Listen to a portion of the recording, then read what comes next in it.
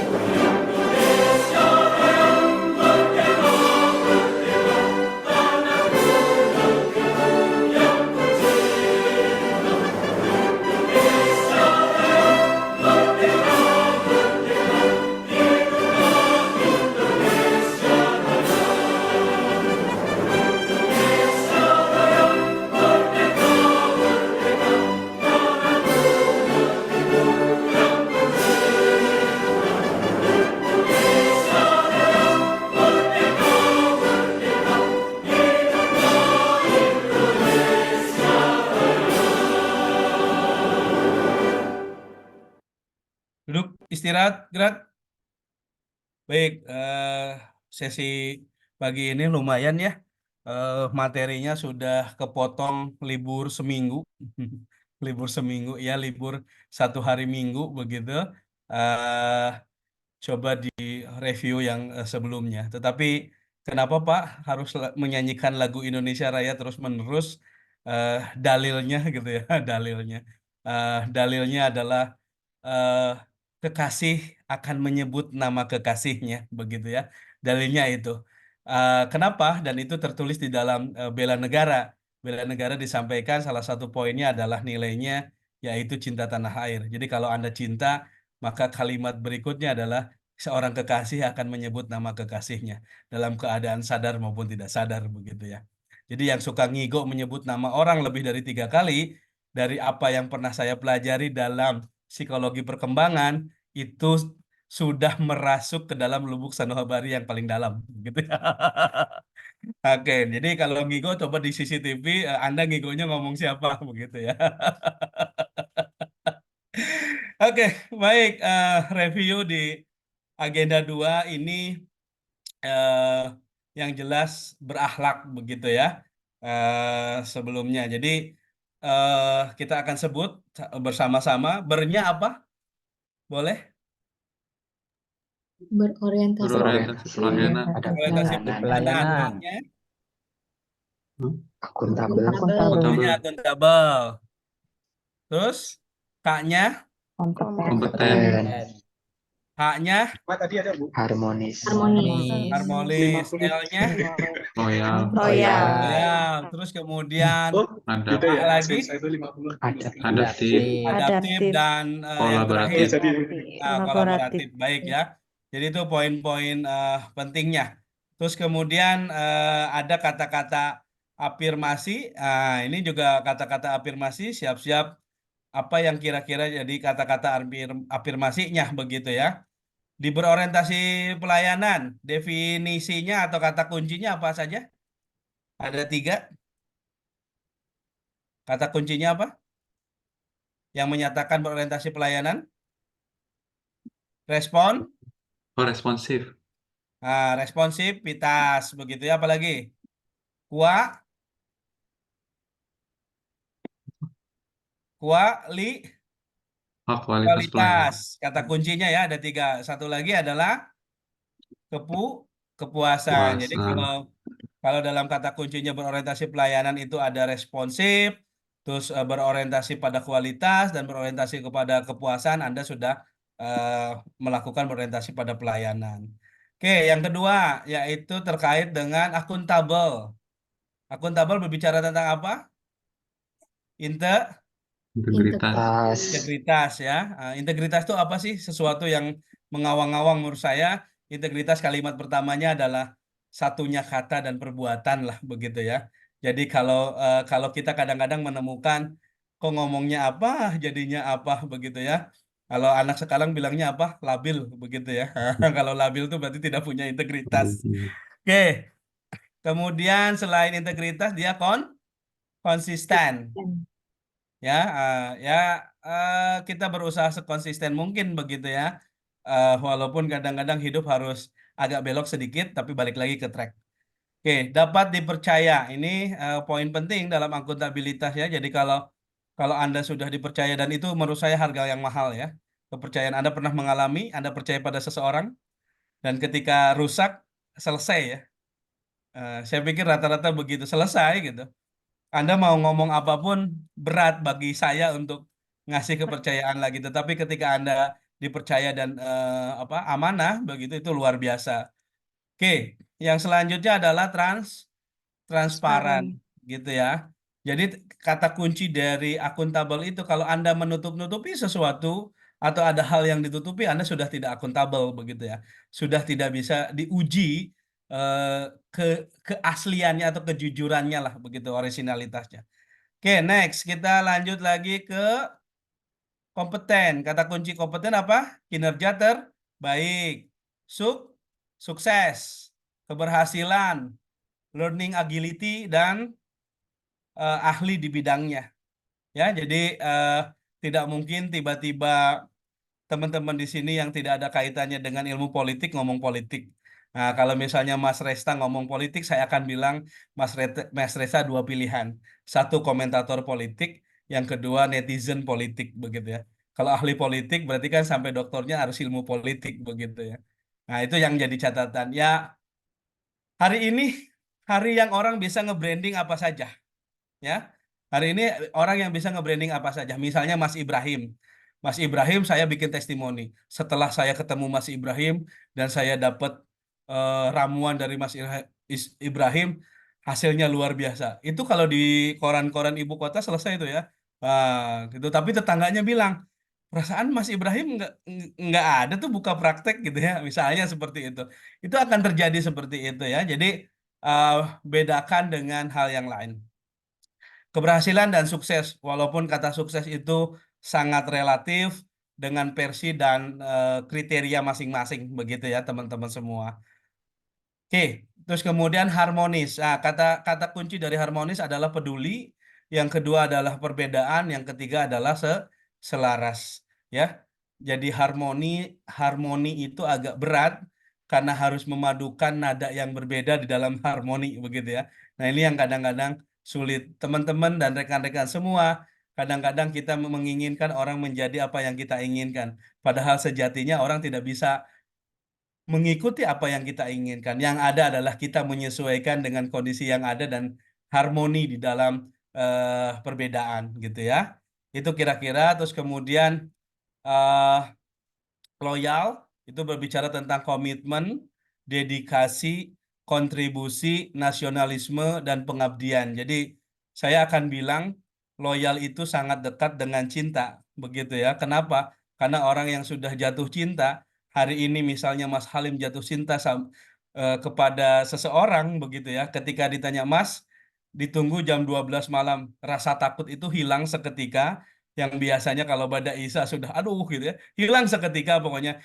Jam 9 malam berasa jam 8 pagi begitu ya. Jarak yang jauh berasa dekat begitu. Nah, itu yang akan membedakan tentang loyalitas. Jadi bagi saya nonsen kalau loyalitas tanpa cinta begitu ya. Loyalitas itu harus ada dasar cintanya. Kalau rekan-rekan sangat menyukai lab, sangat menyukai bidang ilmunya hari ini, mau disuruh jam 1 malam untuk ngecek hasil sampelnya juga nggak masalah gitu ya. Saya pikir. Tetapi kalau tidak cinta, itu jam 4 sore aja eh, aduh, ayo cepat pulang.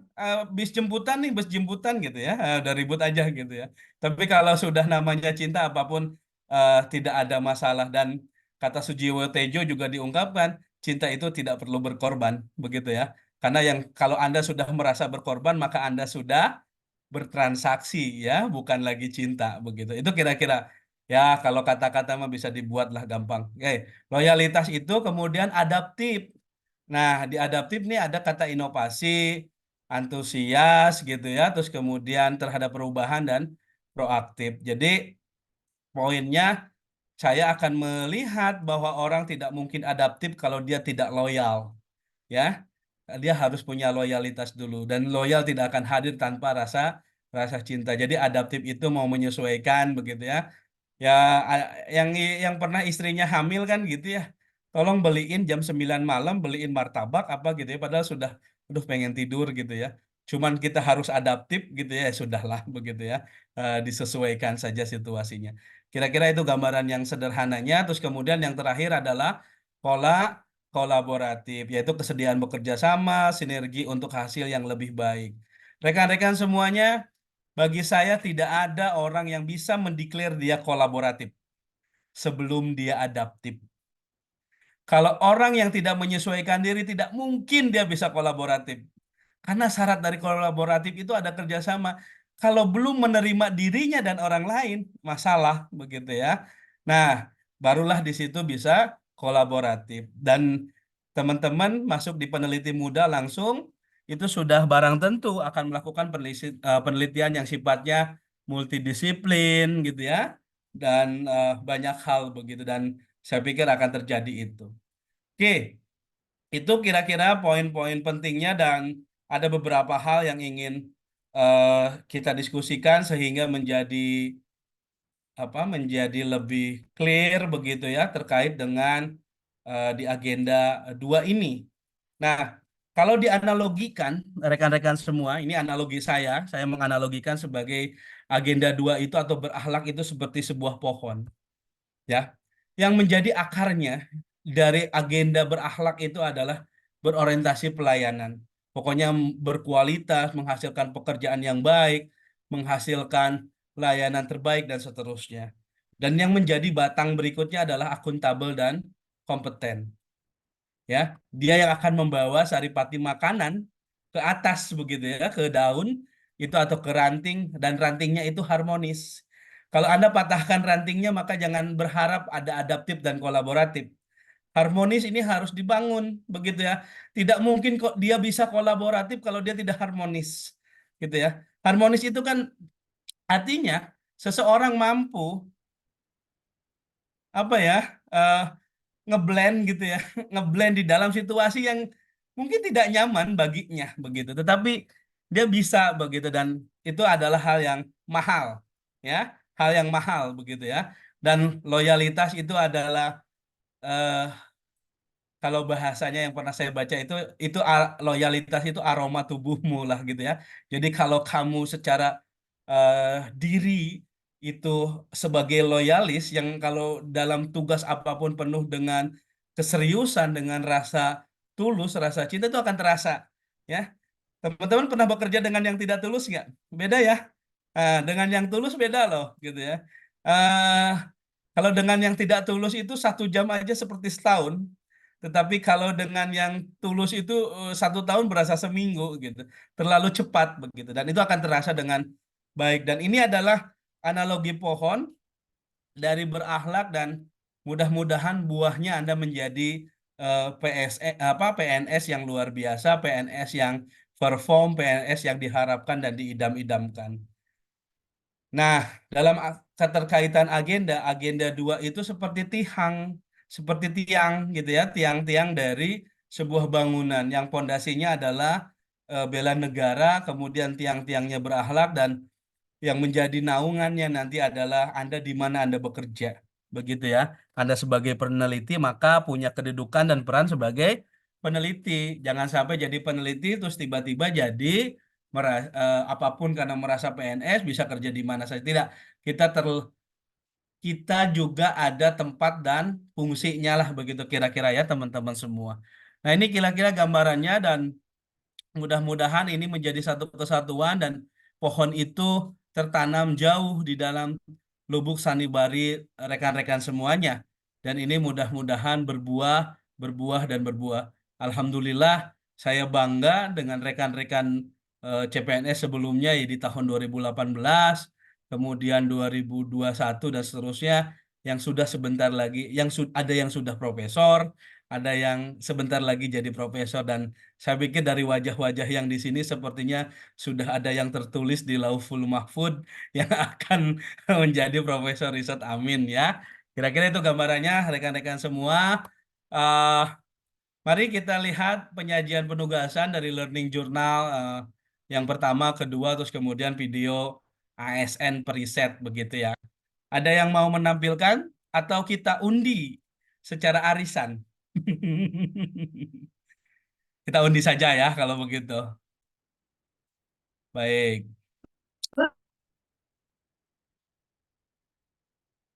kita undi ya. Terlihat, terlihat. 3, 2, 1, putar.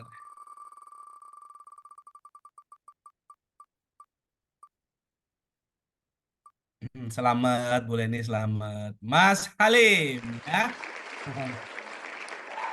Oke, Mas Halim. Oke, saya tampilkan aja ya, Mas Halim ya. Nanti mohon dikomentari. Learning Journal yang pertama dari Mas Halim.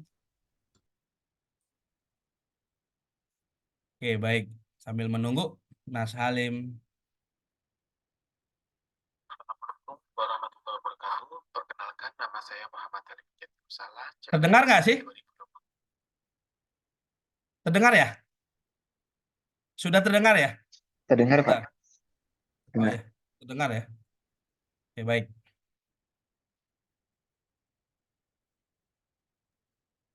Saya nggak bisa dengar, Pak. Oh, oke, baik, baik, baik. Saya coba ulang. Assalamualaikum warahmatullahi wabarakatuh. Perkenalkan, nama saya Muhammad Halim Jatikusala, CPNS BRIN 2024, Angkatan 1 Kelas D. Pada kesempatan kali ini, saya akan menceritakan pengalaman kegiatan pembelajaran saya pada hari ini Jumat 3 Mei 2024. Materi pembelajaran yang disampaikan kali ini dengan tema nilai-nilai dasar PNS berakhlak.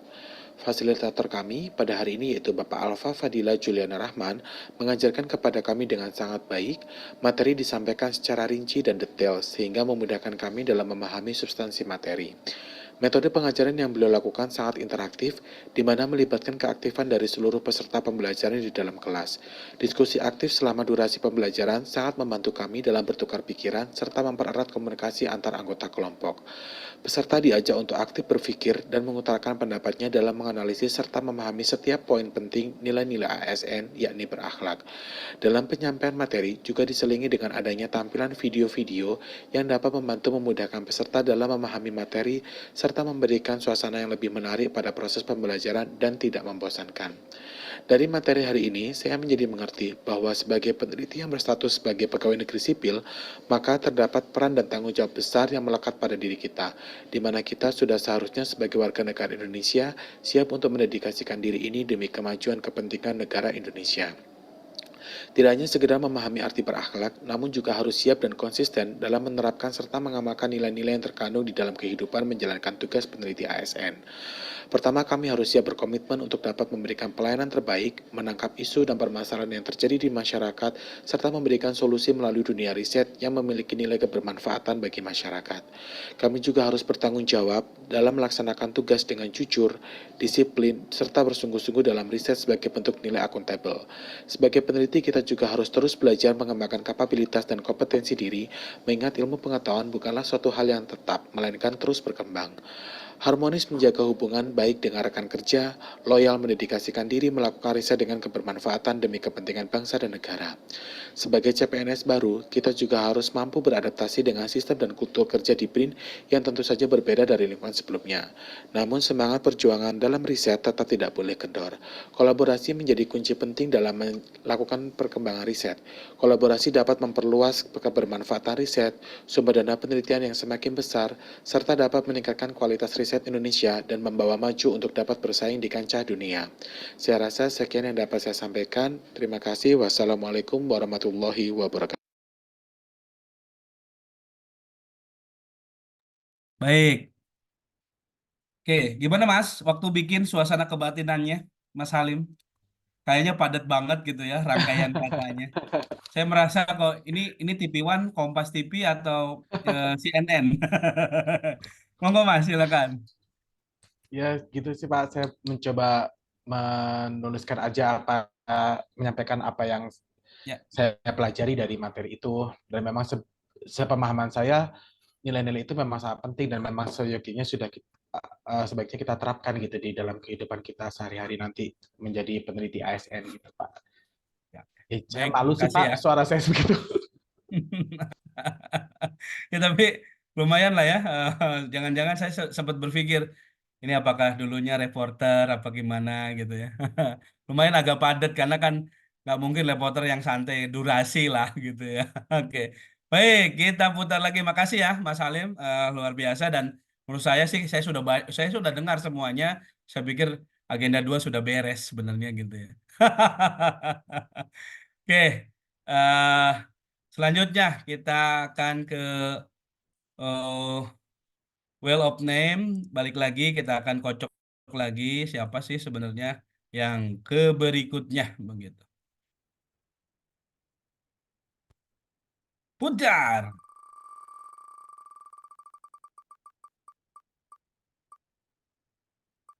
Oke, Mbak Nadia ya.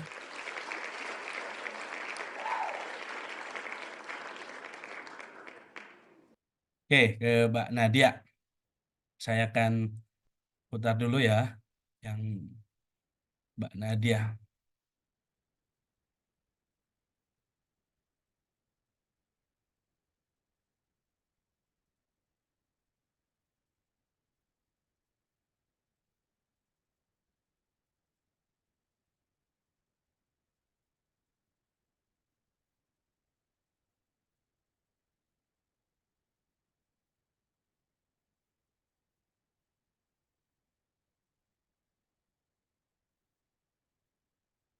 Oke.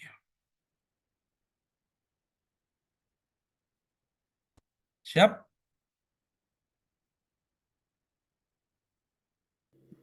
Assalamualaikum warahmatullahi wabarakatuh. Saya Andi Nadia Nur Latifah Hatta, peserta Latsar CPNS BRIN 2023, Pusat Riset Rekayasa Genetika. Berikut learning journal pertama untuk agenda kedua Jumat 3 Mei 2024 dengan pemateri Pak Alpa. Untuk materi yang saya dapatkan hari ini yaitu nilai ASN, yaitu berakhlak, di mana berakhlak itu merupakan berorientasi pelayanan, akuntabel, kompeten, harmonis, loyal, adaptif, dan kolaboratif. Dari kelas ini saya mendapatkan ilmu bahwa untuk kita harus selalu berorientasi pelayanan, sehingga sebagai peneliti kita harus menciptakan atau menghasilkan hasil penelitian yang berguna untuk masyarakat. Selain itu, sebagai peneliti juga kita harus akuntabel dan kompeten, sehingga kita harus selalu berusaha mengembangkan diri, mengikuti perkembangan ilmu. Kemudian untuk nilai harmonis, loyal, itu lebih ke arah ASN peneliti harus loyal dan harmonis dengan rekan-rekan kerjanya. Itu juga sejalan dengan adaptif dan kolaboratif. Setelah kelas ini, saya menjadi mengetahui bahwa nilai ASN berakhlak ini memang perlu diterapkan dalam kehidupan sebagai ASN peneliti.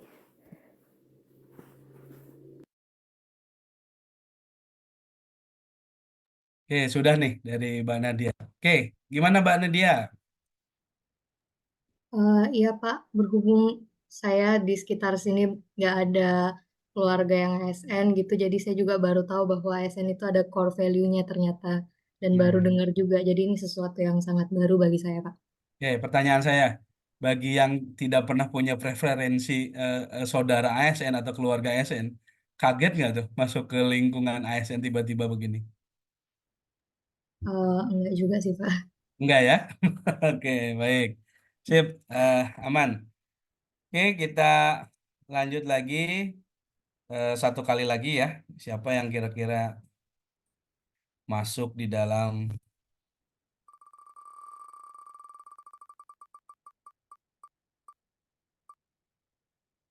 Oke, Pak Tri. Oke.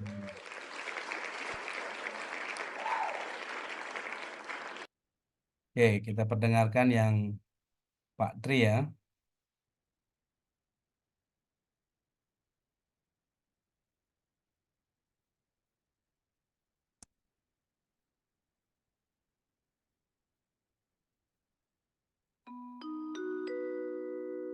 Kaget saya ini. Kembali di learning journal saya hari ini pada tanggal 3 Mei 2024.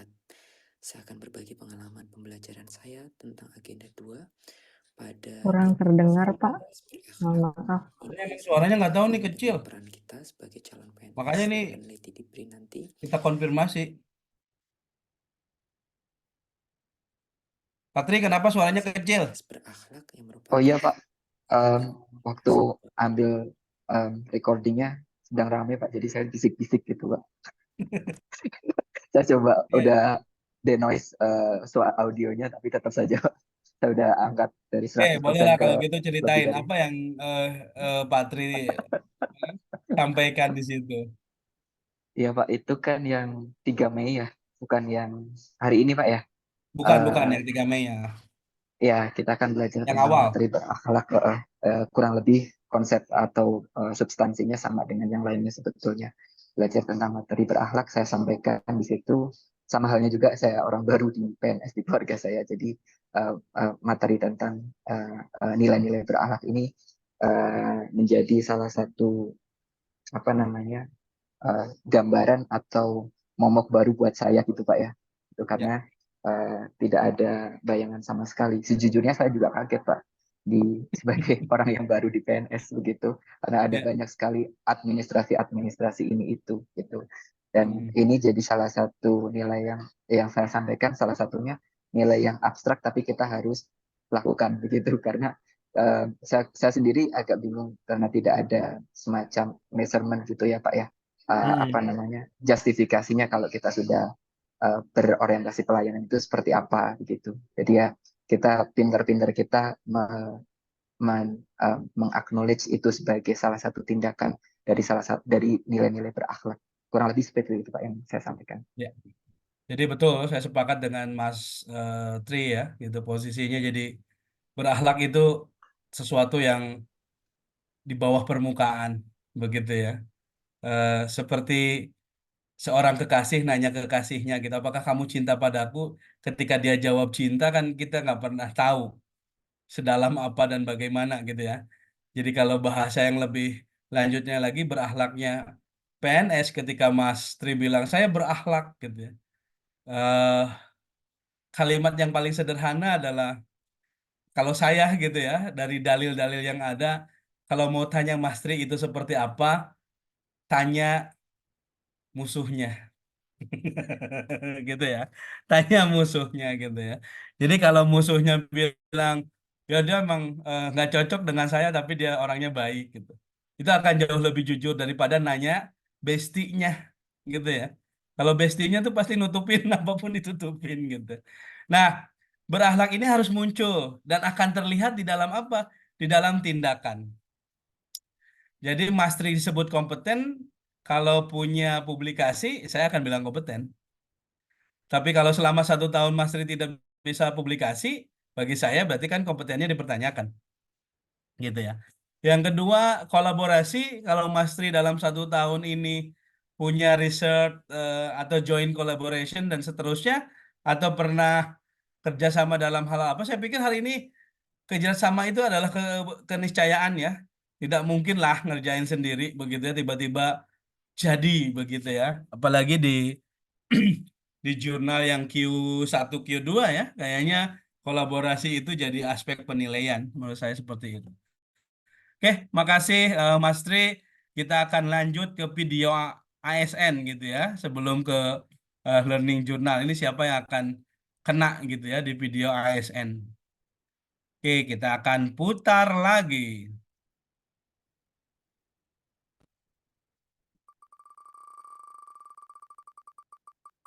Udah deg-degan aja, udah deg-degan aja, udah deg-degan aja ya. Oke, Mbak Rahmatika. Oke, saya akan putarkan yang Mbak Rahmatika. Sabar, kita ada di studio berapa gitu ya. Kita akan nonton tugas video ASN preset kompeten.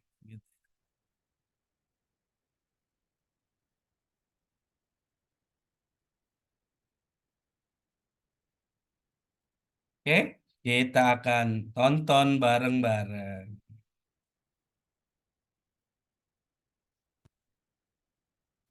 Assalamualaikum warahmatullahi wabarakatuh. Saya Rahmatika Dewi, peserta Latsar BRIN Angkatan 1 kelas D. Pada kesempatan ini saya akan menampilkan video saya yang berjudul ASN Preset BRIN Kompeten Menghadapi Tuntutan Zaman. Video ini akan menampilkan bagaimana seorang ASN BRIN, dalam hal ini preset, mengembangkan dan mempraktikkan karakteristik kunci untuk menjawab tuntutan zaman. Video ini akan mengeksplorasi 4 karakteristik utama yang penting bagi ASN preset, yaitu mengembangkan kompetensi diri, bekerja sama dengan lintas disiplin ilmu dan sektor untuk mencapai hasil penelitian yang optimal, membantu orang lain belajar, serta melaksanakan tugas terbaik. Setiap karakteristik akan dijelaskan dan dianalisis, memberikan wawasan mengapa mereka penting dalam menjawab tuntutan zaman dan bagaimana mereka dapat diaplikasikan dalam kehidupan sehari-hari seorang ASN preset. Yang pertama adalah mengembangkan kompetensi diri. Di era yang penuh dengan perubahan teknologi dan metodologi, periset perlu terus mengasah keahlian mereka untuk tetap kompeten. Pengembangan diri yang berkelanjutan memungkinkan periset untuk menghadapi teknik-teknik baru dan menerapkannya dalam penelitian mereka yang secara langsung meningkatkan kualitas dan relevansi hasil penelitian. Contoh dalam video ini adalah saat saya mengikuti seminar tentang teknologi dan analisis data dan kemudian mengimplementasikannya dalam proyek penelitian yang sedang berlangsung.